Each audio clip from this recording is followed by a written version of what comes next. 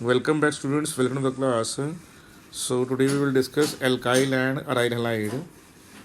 The replacement of one or more hydrogen atom of a hydrocarbon by equal number of what? By equal number of halogen atoms. That results in the formation of an alkyl halide. Look at that. There the alkane is propane. Now if there are two carbon on which what can happen, on which halogen can be formed. So if carbon number 1 that has been replaced by, so you can see that one of the hydrogen has been replaced by halogen, so you have chloropropane, or the carbon number 2 bearing a hydrogen, that hydrogen has been replaced by the chlorine, so it becomes what? 2-chloropropane. Now look at the second hydrocarbon, that is butane. Now here you can say that if at carbon number 1 you will obtain a chlorine, so it is called 1-chlorobutane. Now again what is happening here?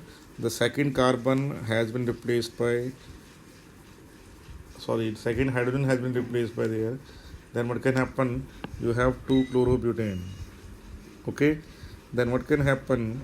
You have a different chain. Now what can happen? Now this is example of and that CH3 will come up here. Okay, so the compound is 2-methyl 1-chloropropane. What is that? Sure about that? Now in this case also you have what? You have tertiary. So you can easily say that here this is a primary halide, this is a secondary halide, this is also a primary halide, and this is what? This is the tertiary halide. So you can have what? You can have different 3 types of halides are there. Okay, primary, secondary, and tertiary. Okay, are you sure about that? If the carbon atom is attached to only one other carbon atom and halogen is attached to that, it is called primary. If the carbon atom attached to two other carbon atoms, now if the carbon is added to two other carbon atoms and you have halogen, then it is called secondary. Now look at one example I can show you. Now many halogen containing organic compounds occur in nature, and some of them are very medical use. For example, the chlorine containing antibiotics chloromycetin or chloramphenicol produced by soil microorganism is very effective in the treatment of typhoid fever. Our body produces an iodine containing hormone called thyroxine. The deficiency of this can cause disease called goiter. Some synthetic halogens containing compounds are also very useful in the medicine. For example, chloroquine is used for the treatment of malaria fever. Halothane, that is CF3CHClBr, is an anesthetic agent used during surgery, and hexachloroethane used as an artificial camphor. Certain perfluorinated, that is fully fluorinated compounds are thought to be potential blood substituent in surgery. Many synthetic organic compounds are extensively used in agriculture industry. So hydrocarbons, or you can say halocarbons or hydrogenes, they are being manufactured in large quantities every year. This is the structure of chloramphenicol. You will discuss that later on in chemistry in the service of the man. Bithionol, that is used in soaps. Now look at that. In this case you can easily see what? You can easily see that here this halogen atom is attached to a carbon atom that in turn attached to only one carbon atom. Okay, this carbon this is called primary haloalkanes. In the case of secondary haloalkanes, what happens? The halogen is attached to that carbon which is attached to two other carbon atoms. In case of tertiary hydrocarbons, halogen is attached to that carbon which is attached to three different carbon atoms. Okay, are you sure about that? And so it also happens in alicyclic compound. Look at that. This is primary. Why? Halogen is attached to that carbon which is attached to only this carbon. But here halogen is attached to this carbon which is attached to two other carbons. And this is tertiary because halogen is attached to a carbon atom which is attached to three different carbons. Yes or no? What is an allylic halide? Allylic halide is that halide in which the halogen atom is attached to that carbon. Okay, that is immediate neighbor to what? That is immediate neighbor to a double bond. Immediate neighbor to a double bond. Remember that. Are you sure about that or not? So that you have to understand. Okay, and that is also primary. And here also this is the case of secondary allylic. That is the case of what? Secondary allylic. Are you getting that or not? Similarly, now that is also a case of what? Secondary allylic. Are you sure? But the only difference is that it is cyclic in nature. And here that is allylic system, that is tertiary in nature. Are you getting that or not? Sure? So that you have to understand. Now look at that benzylic halides. In these halides, halogen is attached to an sp3 carbon atom which is next to an aromatic ring. Look at that. This is primary benzyl halide. This is secondary. Why? Because this carbon attached to these two different. That is also secondary. Okay, this carbon containing the halogen has what? Has two different carbon, and one of them is since a benzene ring, so it is benzylic secondary. Similarly, benzylic tertiary is what? Halogen is attached to carbon atom which is attached to three different carbon atoms, and one of them is at least one of them should be benzene. Similarly, vinylic halide. In these halides, the halogen is attached to one of the carbon atom which is sp2 carbon atom. So look at that sp2 carbon atom. Okay, so this is what? Vinylic. So these are like, this is benzene also. Look at that. All the carbon atoms are sp2 hybridized, and if you have one halogen attached to that, that is called what? That is called vinylic. Like you have CH2 double bond CH, that is Cl. That is what? Vinylic. So remember that vinylic what? Vinylic are those halides in which the halogen is attached to that carbon which is sp2 hybridized. Are you getting in your mind now? Now, their proparalkyl halides are those in which the halogen attached is to a sp3 carbon atom, but that is attached to a carbon-carbon triple bond. Look at that. This is primary. This is primary alkyl halide in which the immediate next carbon is triple bond. This is secondary halide in which it is attached to a triple bond. And also you have a tertiary alkyl which is attached to a triple bond. So these types of called as propargyl halides. What they are called as? Propargyl halide. Now in place of that also you have the halogen in which they are attached to a carbon atom which is sp hybridized. So chloroethane, 1-chloropropene are excellent example of that. Are you sure about that? Now this is chloro. Now look at that. This chlorobenzene is what? This chlorobenzene is vinylic system because in case of benzene, all the carbon atoms are sp2 hybridized. All 6 carbon atoms of benzene ring is sp2 hybridized, and halogen is attached to here. So this chlorobenzene is vinylic system. It is a vinylic system. Sure about that or not? The next, this compound is also vinylic. Why it is so?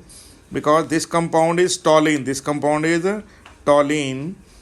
Okay, or it should be called as, because chlorine got more priority than the methyl, so the compound is 1 chloro 2 methyl benzene. It is 1 chloro 2 methyl benzene. Now if we go by this, this is what? This is 1 2 3. So it is 3. So it is 1 chloro 3 methyl benzene. That is also what? That is also a vinylic system. 1 chloro 4 methyl. 1 chloro 4 methyl benzene. That is also a what? That is also a vinylic system. So you have to understand that all of these systems are vinylic system, in which what? In all these cases, the central atom is what?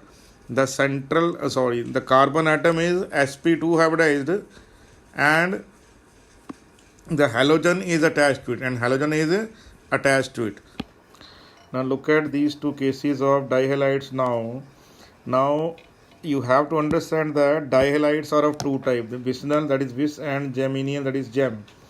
Now if the carbon system, the halogens atoms are present consecutive in any system, okay, then that system is called as vicinal dihalides.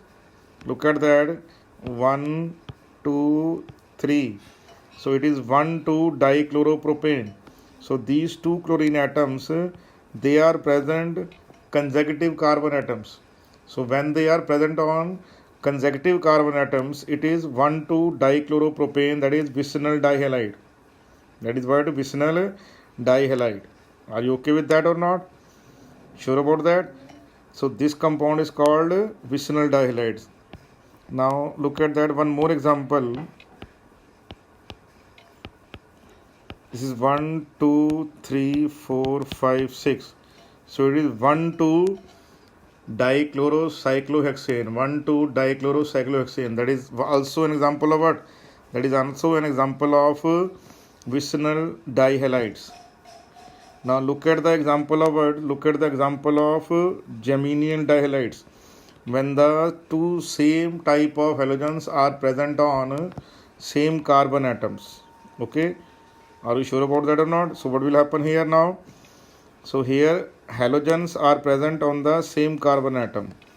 The carbon atom containing what? Containing the halogen, that is called as what? That is called as geminial dihalides. It is called as a geminial dihalides. So this is 1 1 dichloropropane.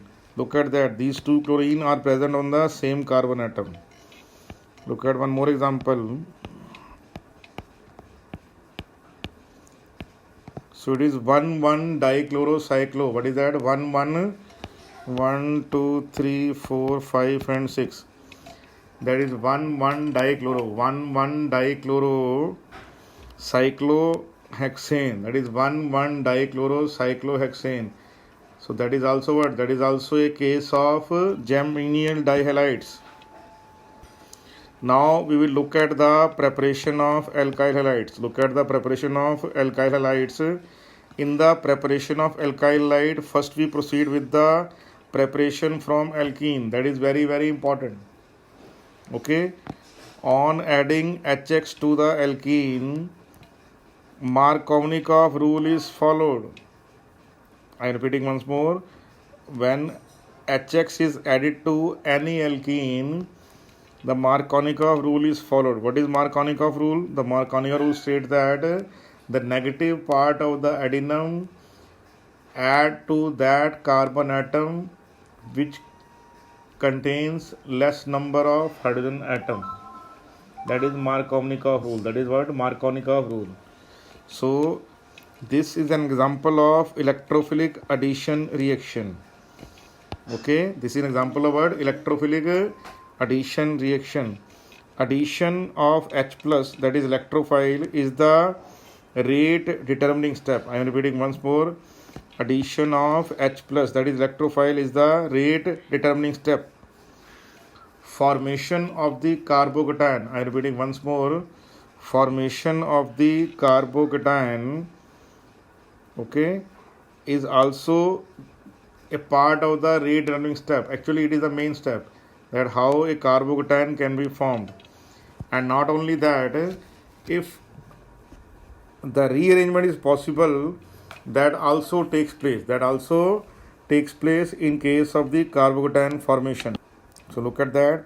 The carbocation formed can undergo rearrangement if it can give more stable carbocation. Okay. And next is very very important. What is that? Addition of HX is anti-addition. What is anti-addition? That both the atoms get added from the two different sides of the double bond. It means if one of the atom get added from the upper side, the other atom get added from the below side. Okay, so if one atom, because the reason being that what, because the alkene is what, alkene is trigonal planar, so both the carbon atoms of the double bond, they are in the same plane. So when the two electrophile and the second part is nucleophile get added, both the part H plus part, that is electrophile, and Cl part, that is nucleophile, it get added from two different directions. So that's why the addition is called as what? Anti-addition. Okay, sure about that? Look at that. This compound is called propene. Now propene when added to what? Propene when added to HCl, it will lead to the formation of what? It will lead to the formation of 2-chloropropane. It will lead to the formation of what? 2-chloropropane. Look at that, how it happens. Look at the mechanism of this reaction. Now look at the mechanism of this reaction. The pi cloud will attack the H plus that is produced from HCl, and it will form a pi intermediate. It will form a pi intermediate. What is a pi intermediate? When pi cloud attacks H plus, what would happen? The pi electrons get spread between the three atoms, one carbon, second carbon, and the hydrogen atom, and partial positive charge get dispersed over the three atoms. After that, hydrogen will completely shift to that carbon atom, which will give in result of a more stable carbocation. So look at that. This is carbon number 1, this is carbon number 2. So if hydrogen gets shifted to carbon number 1, it will lead to the formation of a secondary carbocation. So secondary carbocation is more stable than the primary, so it is formed. And during the course of the reaction, as soon as H plus start to shift towards carbon number 1, the chloride atom from the carbon, it will attack the carbon number from the below side. So that's why you have formation of an anti-addition is there, that hydrogen get added from the above the plane and chlorine will get added from the below the plane, or vice versa will happen, that hydrogen will add from the below and chlorine will get it from the above the plane. So what would happen here? That these type of addition would happen. Now look at one more example. The second example which I took is an example in which what happens, there is a rearrangement of the carbocation happens after the formation of the electrophile.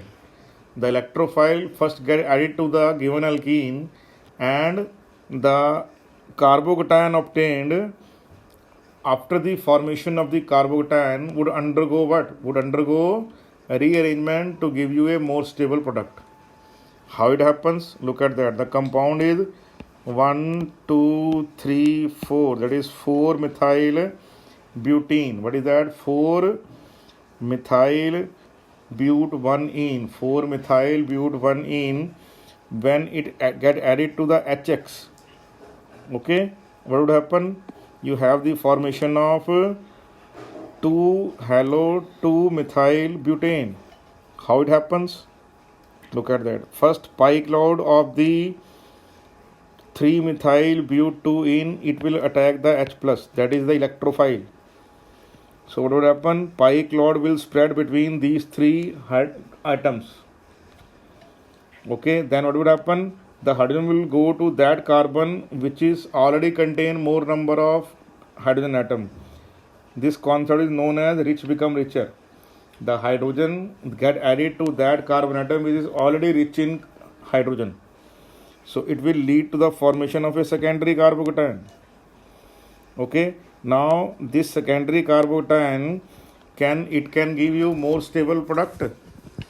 Look at that. Yes, if one of the hydrogen atom from the carbon number 2 if shift towards this carbocation, then you have formation of tertiary carbocation. So what happens? Along with its bond pair, a hydride shift happens.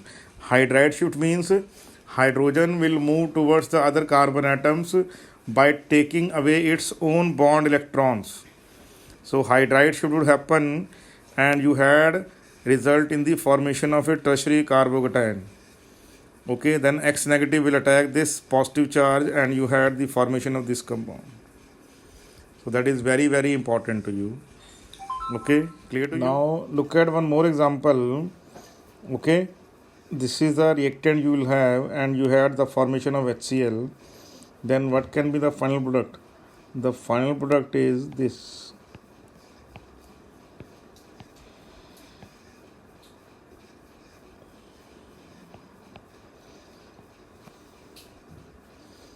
How it happens? How the final product is obtained? Now this intermediate also involved rearrangement and the ring extension. Why? Look at the mechanism of this reaction. Now in this case, the pi cloud when attack the H plus, what will happen?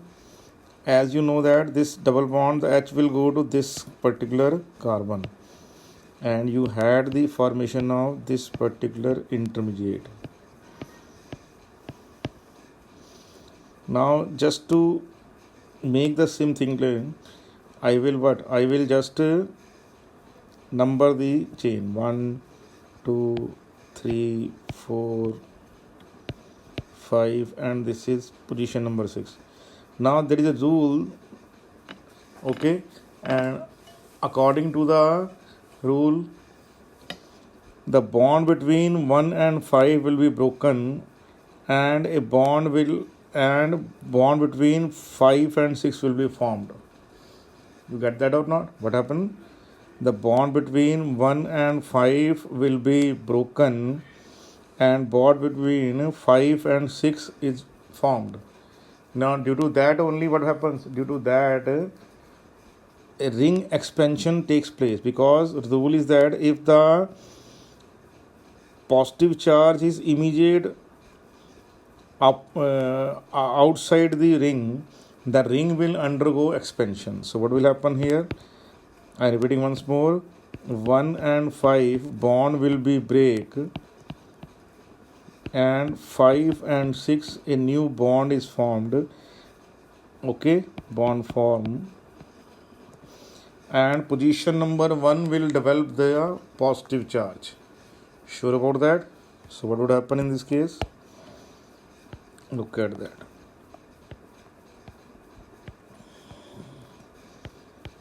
So that is 1 2 3 4 5, and that is carbon number 6. So these two are there. After that I will not number that. Why? Because this is a secondary carbocation. So a methyl shift will happen. These are two methyl groups, CH3 there. Okay. So one of the methyl group will migrate and will lead to the formation of a tertiary carbocation. So what will happen here? It will lead to the formation of the tertiary carbocation. So what would happen? The Cl negative will attack there, and you had the formation of this product. Are you getting that in your mind now? So that's how the product has been formed here. Are you sure about that? Clearly understood now? So memorize that if a positive charge happens just outside a closed ring, that closed ring will undergo expansion. Are you clear about that? Very much clear. Now look at this example. When propene it react with HBr in dark. Dark does not means that there is a darkness is there. The dark here means that there is no direct sunlight there, and you had the formation of 2-bromopropane. You had the formation of 2-bromopropane according to the Markovnikov rules. According to the Markovnikov rules. But what would happen if HBr reacts with the alkene in presence of peroxide and ultraviolet light? Then what would happen? Then you have the formation of an anti-Markovnikov product. The effect is called as peroxide effect or the anti-Markovnikov effect. Look at this example, that in this case what happens? In this case, when HBr it reacts with in presence of ultraviolet light and in presence of peroxide, then what happens? Then you got the product that is anti-Markovnikov. The reaction is not anti-Markovnikov, but the product is anti-Markovnikov. What is the reason behind that? The reason behind that is the reaction is called peroxide effect or it is called as Kharash effect. And more importantly, this reaction is what? This reaction is free radical addition. It is what? Free radical addition reaction. This reaction is a free radical addition reaction. Are you okay with the situation? Now look at that, how the reaction takes place. Now in this case, what happens that when you have benzene peroxide, or you can say benzoyl peroxide as the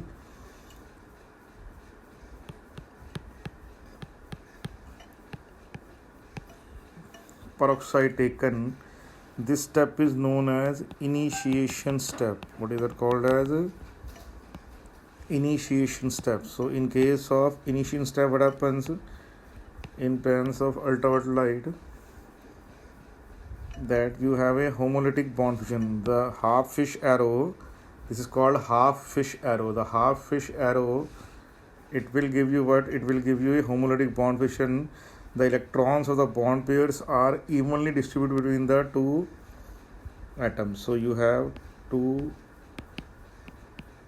atoms like that. So this is what a unpaired electron will be there. Then what happens to that unpaired electron? That unpaired electron, it further initiate a homolytic bond fission. In this case,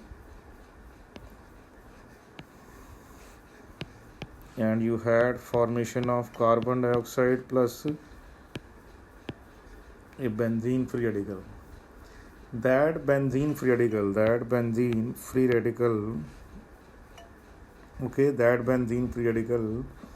when react with HBr in presence of ultraviolet light, this would what? This would transform into what? Again undergo homolytic bond fission, and you have formation of C6H6 and a bromine free radical. So you have a formation of a bromine free radical here. This is called as initiation step. After that, you have chain propagation step.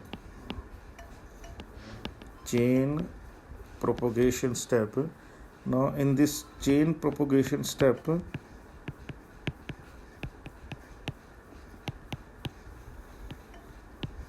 the bromine free radical in presence of ultraviolet light, again this undergo homolytic bond fission, and you had the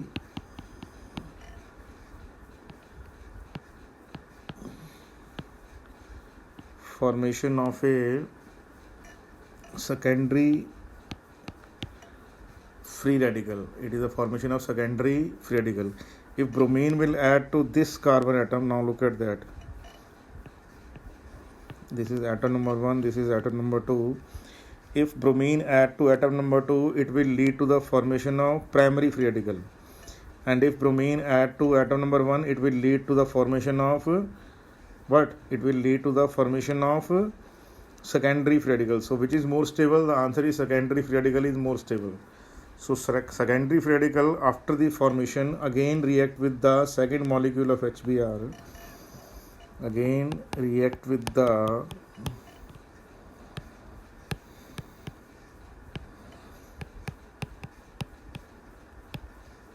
second molecule of HBr. So that will also undergo homolytic bond fission. And what happens? This hydrogen will add up here. So you had CH2 and CH2Br, and you have bromine free radical here. That bromine free radical, what would happen to that bromine free radical?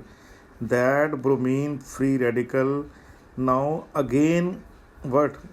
Add to the other alkene like that. Okay, sure about that? So propagation step number A get repeated. Okay, so propagation, this Br will do the propagation step 1 again, what? Again repeating with the other molecules. Now the last step is called as termination step. In termination step, what happens? The supply of the reactant is stopped. Now after the stopping of the reactant, what would happen? The two bromine left over, either they will add to give you bromine molecule, okay, or if you have the formation of this free radical, then it will add to, so this and this bromine will lead to what? Lead to the formation of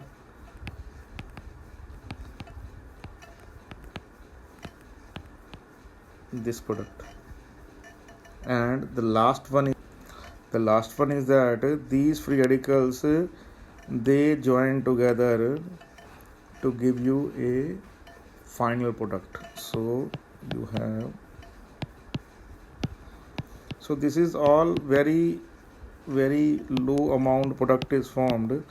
Why? Because all they are obtained. So all three product 1, 2, 3 what we have discussed, product number 1, product number 2 and product number 3, all will be obtained in minor amount. Why? Because we will, or the scientists will stop the supply of the fresh reactant. So this is called as the chain termination step. So look at that here once more. Okay, sure about that or not? So first step is the initiation step, the second step is propagation step, and the last one is the termination step. So please go through once more, okay, to get the result. Now what is more interesting that only HBr give this reaction. Hi and HCl, they do not give peroxide effect or this reaction. Now what is the reason behind that? The reason behind that in case of HBr, the chain initiation and chain propagation, both steps are what? Both steps are exothermic in nature. Now in case of Hi, what happens? The chain initiation step is highly endothermic. Chain initiation step is highly endothermic, so that's why it is not done.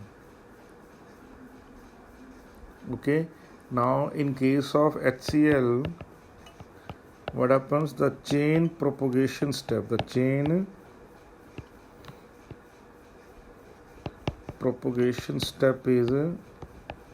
highly endothermic. So remember that only HBr follow this reaction. HI and HCl do not undergo peroxide effect.